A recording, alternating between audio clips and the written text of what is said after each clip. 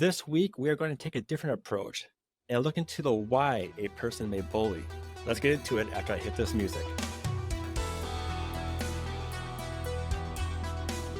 Joining me this week is Kathy James, a youth trauma speaker and author. Kathy, thank you so much for coming on today. Thanks for having me, Tim. I've been looking forward to this conversation.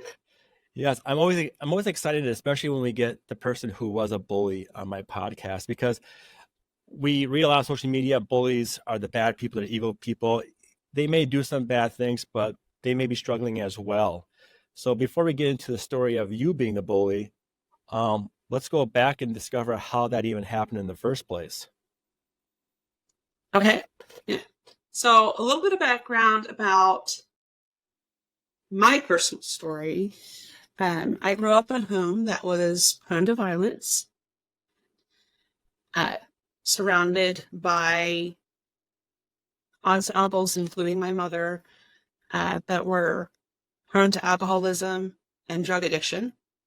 What kind of violence was it? Was it like a family abuse, or they just get into Yeah. fights with neighbors? Yeah. So picture a day full of laughter and fun on a birthday, my birthday.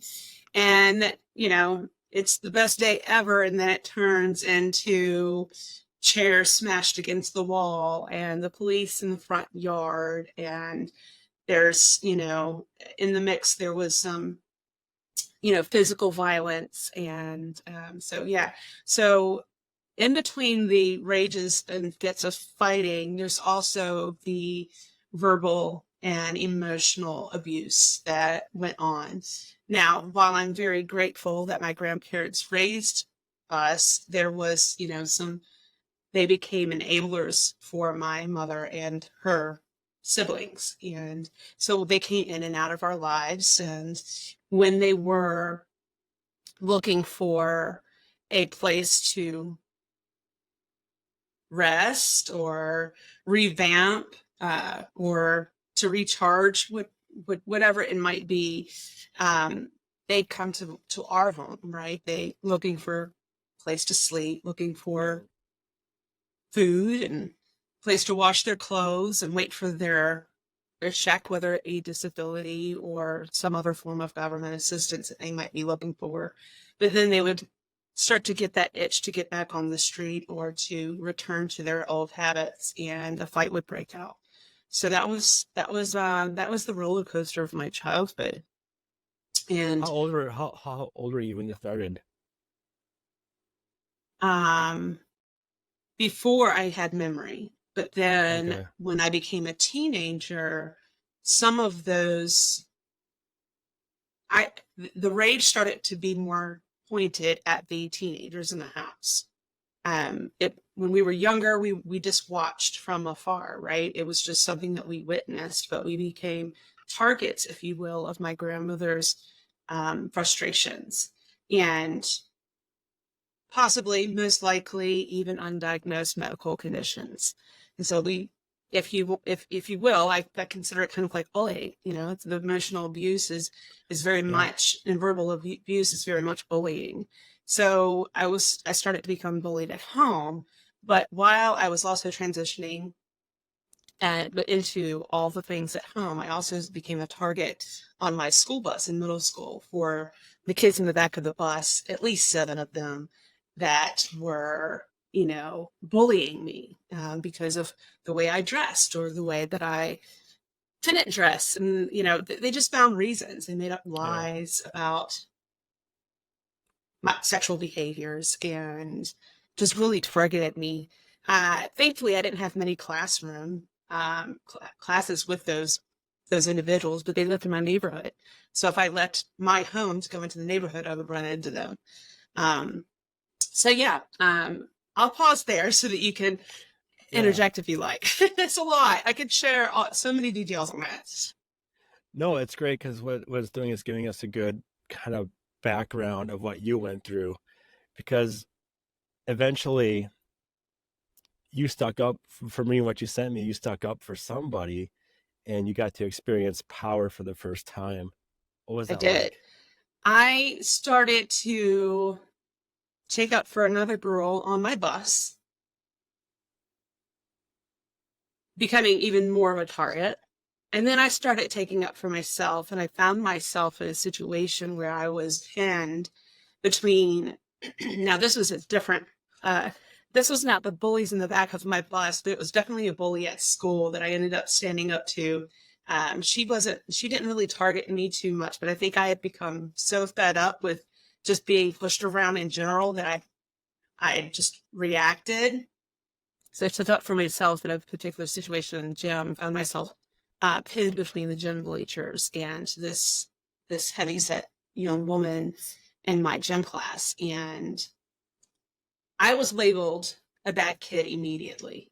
I was By the expelled teachers? Okay. by the principal, who expelled me and sent me to an alternative school. I think at that time I also started to push back at home, so I was also starting to experience some other, to also show other signs in other areas for behavior. But this was the tip of the iceberg. It was my first time fighting. It was, it was the first time for me to really stand up for myself. And I didn't get expelled immediately. I just remember going to lunch afterwards, and I ended up having a broken nose, and it was very evident.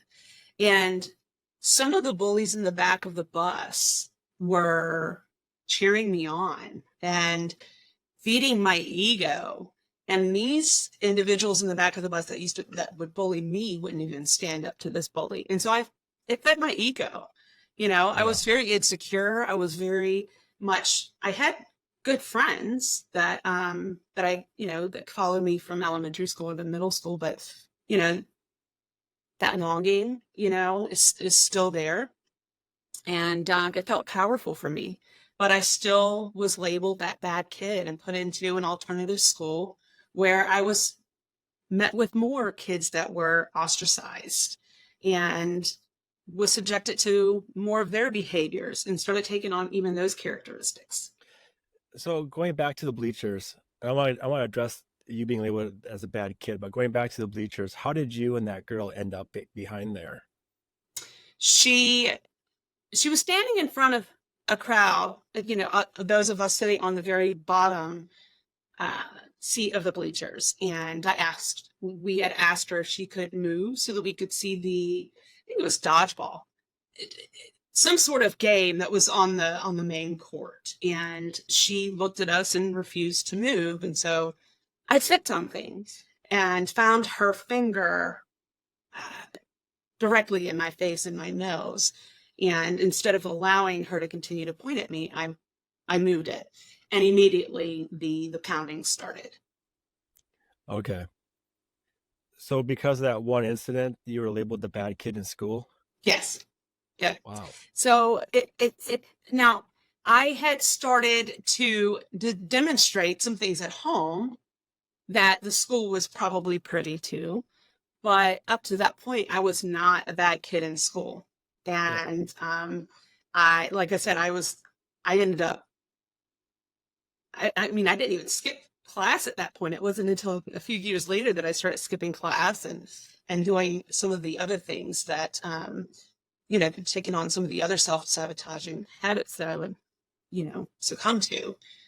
But up to that point, I hadn't, and it was eye-opening. I remember sitting outside of the principal's office, so the assistant principal's office, and the girl that I'd gotten into a fight, she was sitting across from me and she was befriending me. And I was quiet. I didn't talk up. I didn't speak up for myself. So when it was my turn to go in to the principal's office, she had already heard the other young lady's story. And moments before I went in, she was trying to befriend me. And so I felt compassion for her. So I didn't rat on her. I just kept quiet and took whatever the principal had to say to me and just took it for word and moved on. My grandmother picked me up a few hours later. I already had an appointment that afternoon. So they, instead of sending me home right away, they waited for my appointment to come up so that she could pick me up. And she enrolled me into the alternative school, and I went there for the remainder of the year. Well, so before you stuck up for yourself, which got you in trouble, did the teachers recognize you as a target of being bullied, or did they see any of it? Did you report any of it to the teachers? No. Well, there was the bus drivers absolutely knew. The bus Okay. drivers, you could hear the taunting in the back. They just don't know, right? In the hallways of school, you know, it wasn't as much because all of the bullies were now scattered in their own classes. Now, there were times where if there was more than one in a class, that I would get a little bit of backlash, but they wouldn't do it as frequently in front of the teachers. But on the bus, it was rampant. Okay. So now you stuck up for yourself. You got into the fight. Did you did you get expelled right away after that fight, or Yeah. So it was okay? it It was, was it was immediate instantly. after that. I was enrolled into Wow. the alternative school, and in that alternative school were other, if you will, quote unquote, misfits, and we rode the bus back and forth to the school together. It was a different bus than normal, so it was a broader range of pickups that than just here a couple of blocks over.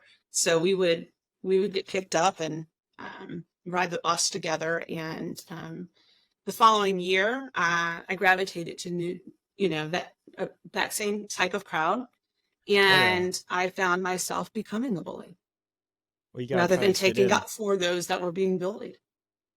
Obviously, I didn't So think of it that way at the time, but obviously, here I am, 43. I know that it was yeah, bullying at its best. what happened to the other girl? I had no Did she, idea. did she stay in school, or did she have to get I moved she out I too? was told she was not expelled, Weird. but I have no idea. Yeah, I'm not sure what the school saw, because if other kids knew she was kind of she if the other kids knew that she was a bully as well, I don't it's think that because I don't think that they spoke up is what it is. And then okay. that's a big part of why I do what I do is I want to help others speak up, not only against bullying, but also to remember that there's a purpose, there's a reason why bullies bully. It's not they Yeah, wake up one day with this rage and aggression inside of them where they just have to direct it at the weakest link in their mind. It doesn't happen that way. And yeah, if we're going to help our youth, we're going to have to help them holistically, leaving no one left behind. yeah. It seems like the school didn't do you a good favor, though. They didn't listen to No, both they're sides, and look, they cut you too early. looking back, there were a lot of leader influences that missed the cues. Um, we went to church really early on when I was younger. My grandfather was trying to provide that positive influence, and then as we got a little older, my grandparents stopped going, and we rode the bus. And the youth leaders, I don't know if they knew about my mother's addictions and that she was in and out of the house or not, but they never came to me and asked me about those things and the experiences at home. We would get sponsored to go to youth camp, and the youth camp leaders, they didn't know, but there had to have been some sort of signs within my behavior that were clues that were missed, right? And so it wasn't just the principal, it wasn't just the teachers, it was other adults within my path that I think probably missed the mark. It wasn't Yeah, until later I ended up becoming a part of the system, if you will. I started not just bullying, I started skipping school, which I mentioned earlier. And yeah, when I got caught skipping school, I would not go home, so I was considered a runaway. So it just continued to progress and get worse over time, and I just became this time bomb. Time yeah. bomb. When you're bullying others, what type of person would you look for to target? I don't think I looked for anyone in particular to target. It Okay, was just whoever in my clique didn't like. for whatever reason. Maybe they displayed bully characteristics, or maybe they just, I don't know, just normal female backlash and etc. But I don't think that I targeted anybody specifically, but there were times where if my little sister was being bullied, then I would take up for her. Yeah, I talked about, sister. but Well, that's sticking up for your sister. That's what sisters should be doing. right. But it went to the point of bullying. It wasn't just taking up for my sister. It was bullying. I remember, but at one point, and I'm going to go back to the bully on the bus and my church experience, being involved in the youth ministry, even after my grandparents stopped going, I ended up befriending one of the bullies in the back of the bus. And this happened before the fight in the gym. She had become friends. She started hanging out with me at my house and staying the night. And on Wednesdays, we would go to youth service, which was about a little over an hour. And she started to go with me. And for whatever reason, I don't know what happened, she started hanging out with other friends again, whatever it might have been. One day I found myself subjected to her bullying again and making up lies about me, saying that I told her various things and confidentiality, and it just became aggressive. And I found myself receiving messages from her and her friend, and threatened to show up to the youth group to fight me. And they did. They showed up to church, and they never came into class, but they stayed outside with their boyfriends, if you will, and waited outside for me to come outside after the youth group. And even though I never went over there to them, I specifically wore a spring dress that day, just to avoid getting into a fight with them. And so, but then two and a half years later, as I'm trying to stand up and protect my sister, I found myself doing the exact same thing, standing outside of a young lady's house with a friend threatening to fight her. So I ended up mirroring the very bullies that I once loathed. Did you bully for survival of yourself? Because if you didn't feel like you didn't fit in with this clique, you would become a target again? There were so many different reasons why bullies might bully, right? For me, it was low self-esteem. It was insecurity. Maybe it was a lack of positive role models, wanting to fit in. That sense of power, because I felt like I had no control over any other aspect of my life. So if I found that I could have that power in another form of, and then not only that, it started to mirror what I was experiencing at home, that family environment. So how did you change your life around? So I became a teen mother at 16, started drinking heavily and becoming a borderline alcoholic by 19. So I'm compounding, right? Yeah. And I ended up getting married and found myself in a position where we were just spinning wheels, constantly relying on some sort of financial assistance, whether it's government or a local nonprofit. And some positive individuals started to ask my husband and I to attend church with them, right? Going back to the faith there. And it's, and I refused. And my husband started to go, and we were in a roller coaster from the very beginning. We told each other we weren't going to get married and threatened each other with divorce before we even, right after we got married. So he was an amazing father, and we became really great friends after our divorce, which was back in 2012 now. But it was very toxic, especially very early on because of my background, as well as some trauma that he experienced in his childhood as well. But one day, I remember sitting in the bed, and I started screaming to the top of my lungs that I didn't want to do this anymore. Internally, I wanted a divorce. I didn't want to continue to live that way. But I also was saying, I don't want to live anymore. And so I had that moment of I hit a wall. I had a moment of desperation, if you will. And in that moment, call it a divine intervention, whatever you will, inside I heard, you don't have to anymore.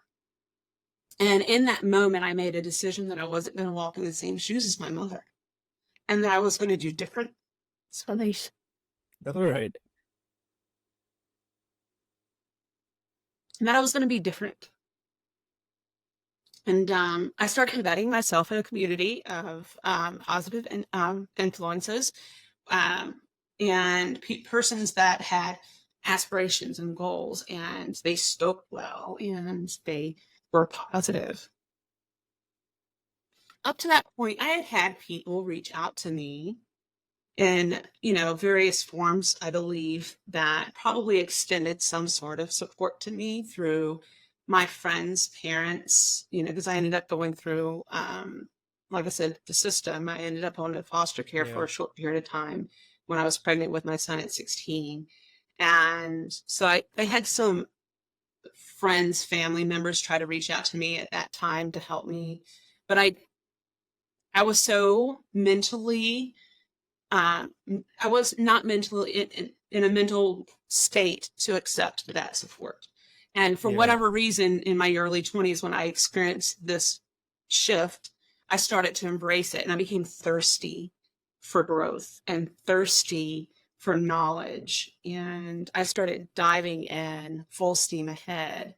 And I still had many, many hurdles to overcome, but I found myself surrounded by those positive influences. I started seeking out a mentor. And then years later, I would start to take on personal therapy, which is now like a part of my resiliency tool belt now. It's Yeah. absolutely a go-to for me.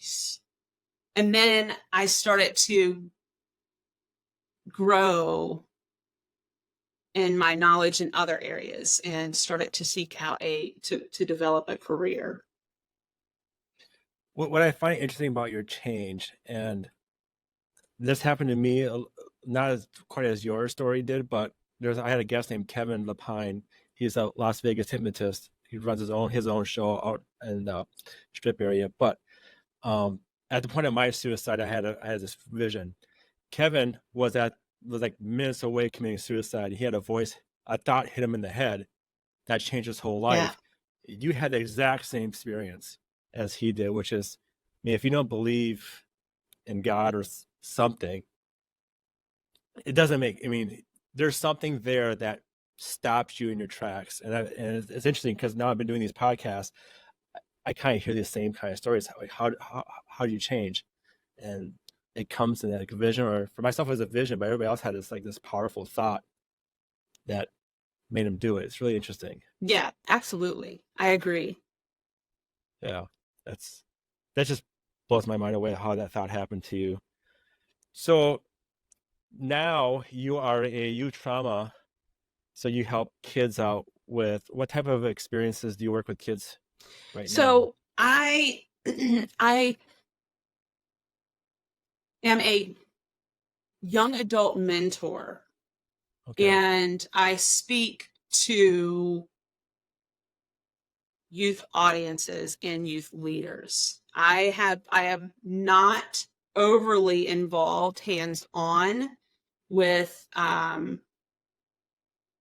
many organizations as of right now because of the pandemic. I started out in the untraditional way, if you will.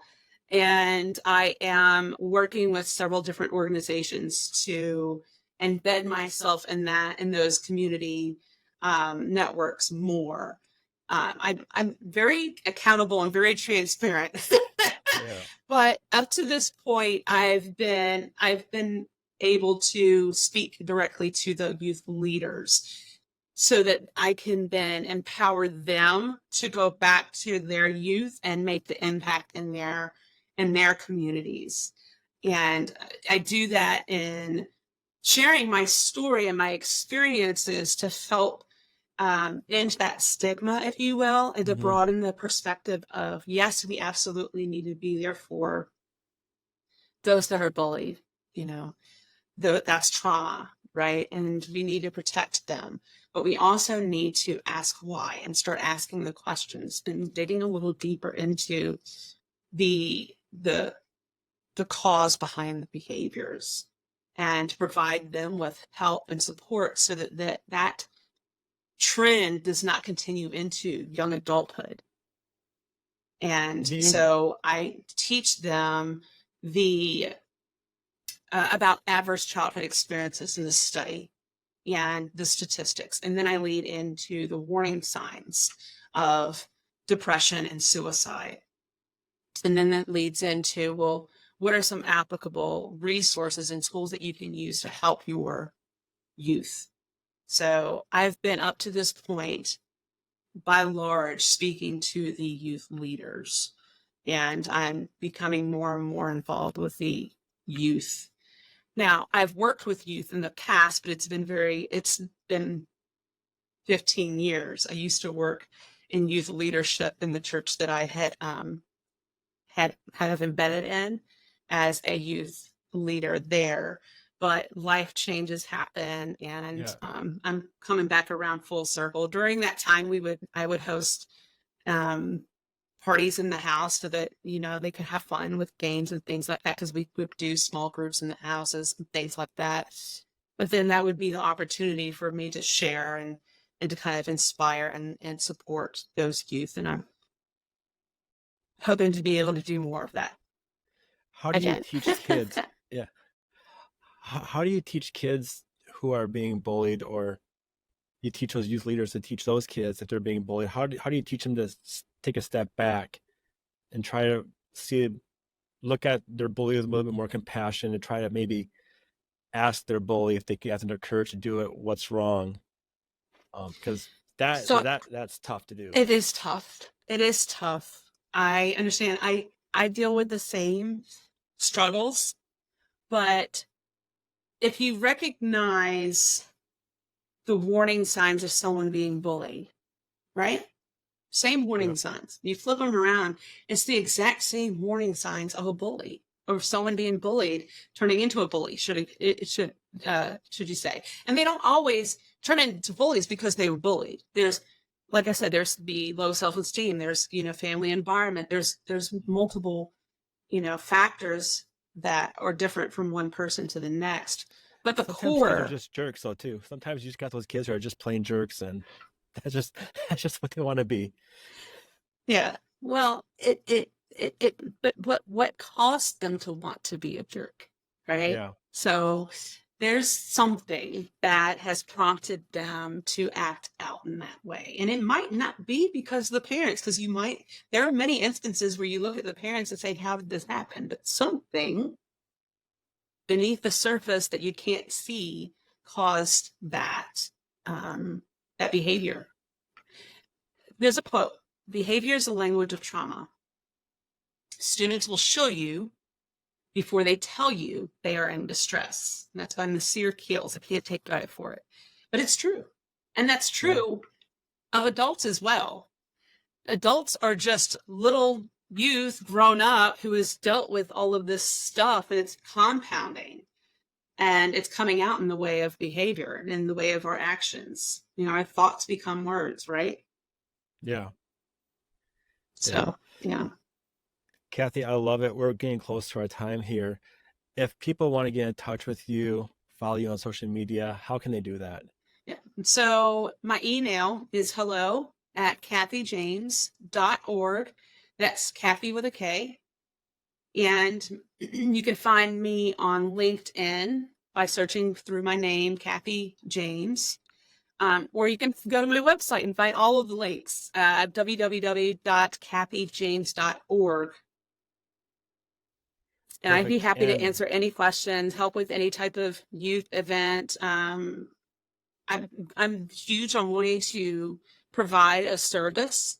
So if I can provide any type of editorial insight for newsletters, blogs, magazines, and different things to that effect. I'm happy to do that as well.